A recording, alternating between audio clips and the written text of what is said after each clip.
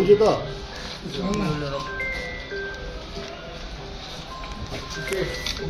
दादा जोर दादा खाली है वो ये टिके होसे सोवड़ चाहे ये कांग्रेचुलेशन चलो कांग्रेस आज बिजु जनता दल तरफ माननीय मुख्यमंत्री मत तृतीय थर लगी बरगढ़ निर्वाचन मंडल में विधानसभा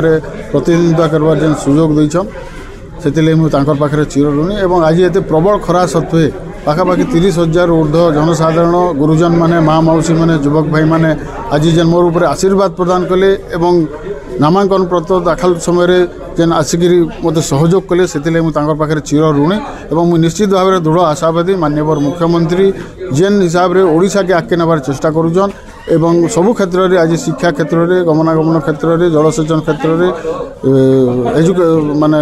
हेल्थ सेक्टर क्षेत्र में जेन सबू क्षेत्र में आमर गोटे योजना रही बरगढ़ के आगे नवा लगी से कार्यक्रम के जेन डेवलपमेंट धारा से धारा के आहरी क्षिप्र भाग में आम बरगढ़ नमा बोलिक समस्त को मुझे नवेदन कर समस्त सहयोग कामना